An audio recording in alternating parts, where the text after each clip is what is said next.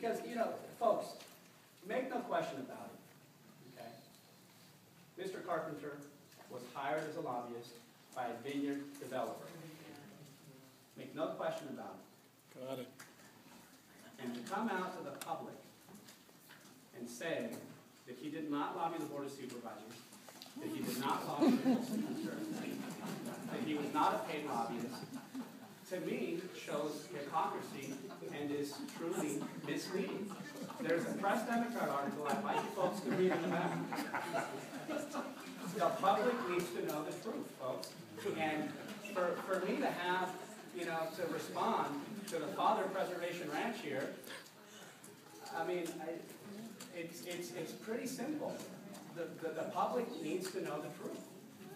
He was hired as a paid lobbyist to lobby the board and to move this project forward.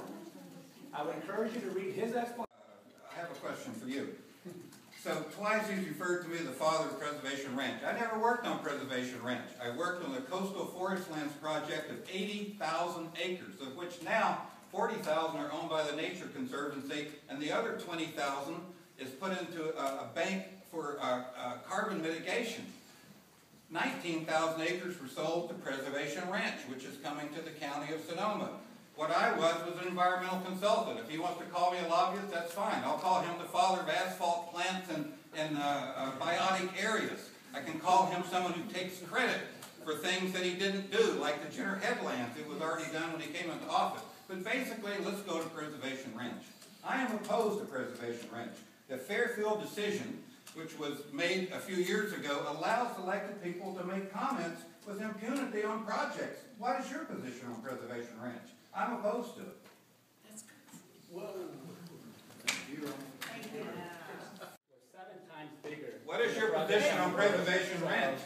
If you get free time, I want free time. If you sit in the public, I'll answer that question. Okay, when we get to a question, we'll go for it. Who drops a 45-foot tall winery on septic and on well into a neighborhood on 6 acres with no grapes, then you want the incumbent. If you want someone who voted for Sire Industries to continue in the Russian River, not just 5 years, but they amended the ordinance to make it 15 years, then you want the incumbent. You don't want me, because I want gravel miners out of the Russian River. If you want someone who took credit for the Jenner Headlands when it was done when they took office, you want the incumbent. You don't want me. If you want someone who's received most of his money from developers, gravel miners, PG&E, real estate PACs, and wine development interests, you want the incumbent. You don't want me.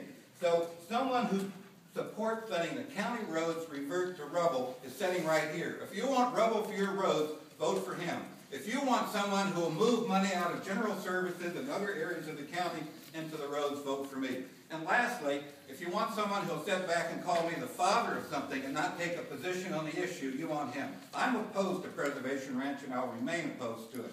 What is your position, Supervisor? Now, I knew the Dutra quote was coming up. I find it kind of ironic, someone who wants to pave roads and fill potholes and yet can't seem to find the common sense that you need aggregate resources and asphalt to actually get the job done. Well, you've got gravel and you've got asphalt. You're not filling the potholes. Doesn't work.